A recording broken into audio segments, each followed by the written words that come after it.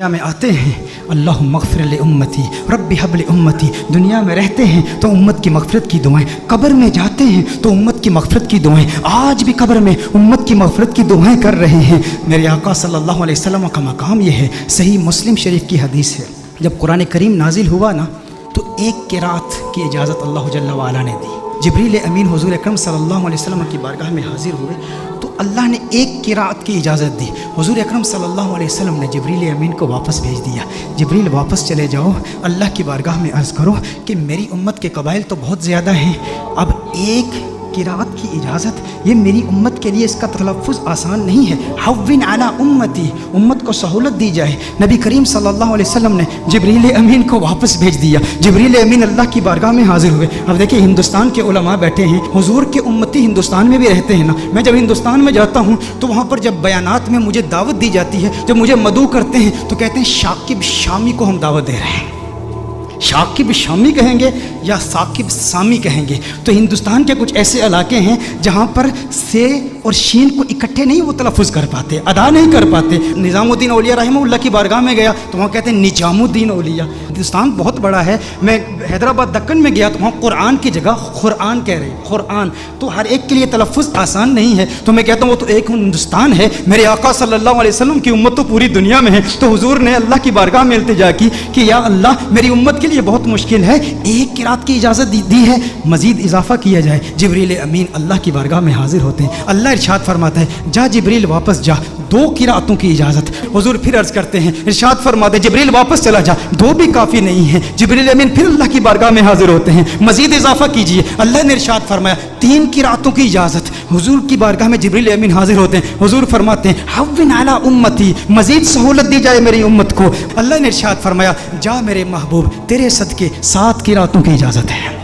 اللہ ناراض نہیں ہوا، اللہ نے ناراضگی کا اظہار نہیں کہ میں ارحم الراحمین ہوں، میں اپنی مخلوق کے تلفظ کو نہیں جانتا تو کون جانتا ہے؟ میرے محبوب بار بار جبریل کو واپس کیوں بھیجتا ہے؟ میں نے تو قرآن نازل کیا نا، لیکن اللہ نے ناراضگی کا اظہار نہیں کیا، بلکہ اللہ جل وعلا نے پیار کا اظہار کیا۔ اب اللہ کا پیار کیا ہے، اللہ کی محبت کیا ہے کہ محبوب یہ جو 3 بار تجھے تکلیف اٹھانی پڑی نا کہ تو نے جبریل کو 3 بار بھیجا ہے میری بارگاہ میں، اس تکلیف کی وجہ سے محبوب تجھے انعام دیتا ہوں، تجھ پہ اپنی عنایات کا نزول کرتا ہوں۔ وہ انعام کیا ہے؟ تجھے ضمانت والی 3 دعائیں دیتا ہوں، 3 دعائیں۔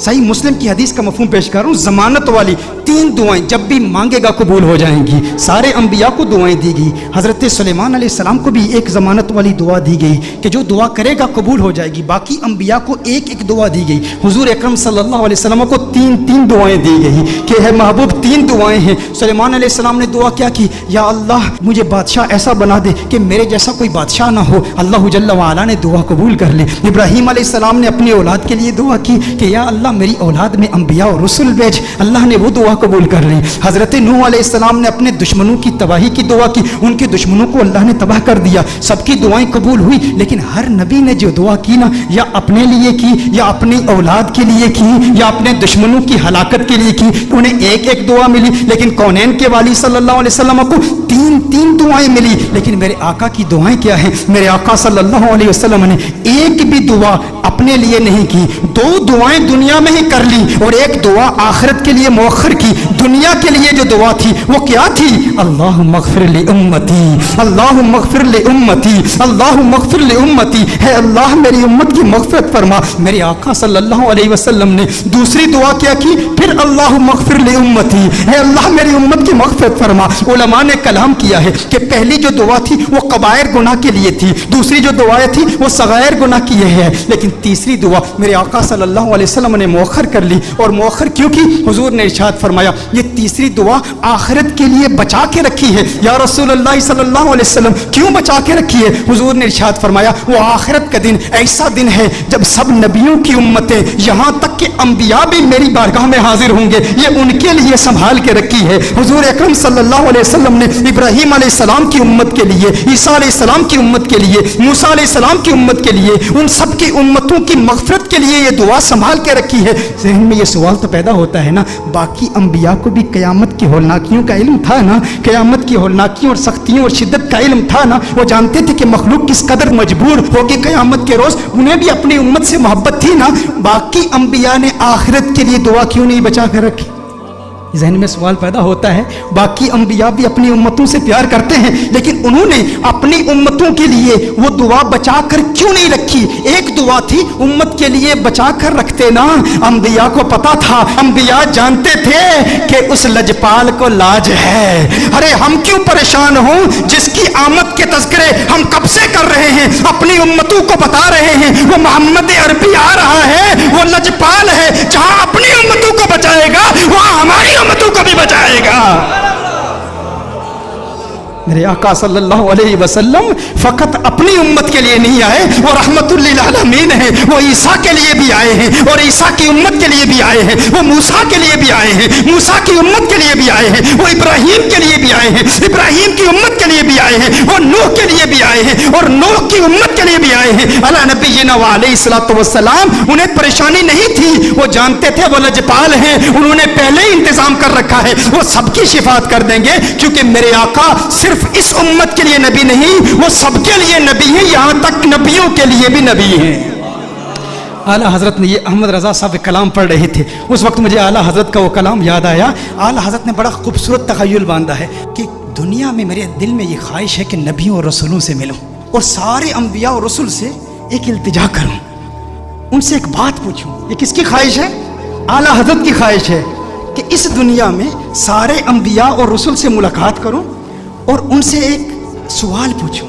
لیکن اس دنیا میں ممکن تو نہیں ہے احمد رضا کہ سارے انبیاء اور رسول کی بارگاہ میں تو حاضر ہو اور ان سے سوال پوچھ۔ کہا تو پھر میں قیامت کے روز پوچھ لوں گا، آخرت میں پوچھ لوں گا۔ اس وقت مخلوق بھی اپنے اپنے مقام کے اعتبار سے اور اللہ کی شان کے لائق اللہ کو دیکھے گی، تو اللہ کے سامنے اعلیٰ حضرت حضور کے سامنے انبیاء سے ایک سوال پوچھیں گے۔ وہ سوال کیا ہے؟ انبیاء سے کروں عرض کیوں مالک ہو؟ انداز دیکھیں، تیور دیکھیں، ادب کا مقام دیکھیں، حضور کا احترام بھی ہے۔ امتی آپ کا ہوں لیکن انبیاء سے ایک سوال پوچھنا چاہتا ہوں، انبیاء سے کروں عرض کیوں مالک ہو؟ کیوں مالک ہو؟ انبیاء سے کروں عرض کیوں مالک ہو؟ کیوں مالک ہو؟ کیا نبی ہے تمہارا ہمارا نبی؟ یہ جو ہمارے آقا ہیں، جو ہمارے نبی ہیں، کیا تمہارے بھی یہی نبی ہیں؟ انبیاء سے کروں عرض کیوں مالک ہو؟ انبیاء سے کروں عرض کیوں مالک ہو؟ کیا نبی ہے تمہارا ہمارا نبی؟ انبیاء فرمائیں گے احمد رضا آج پوچھ لیا ہے، تجھے موقع ملا ہے اللہ کی بارگاہ میں، انبیاء کی بارگاہ میں، رسولوں کی بارگاہ میں، آقا خود موجود ہے، پوچھ لیا ہے تو سن احمد رضا، تو نے کہا انبیاء سے کروں عرض کیوں مالک ہو؟ کیا نبی ہے تمہارا ہمارا نبی؟ جیسے سب کا خدا ایک ہے ویسے ہی ان کا ان کا تمہارا ہمارا نبی۔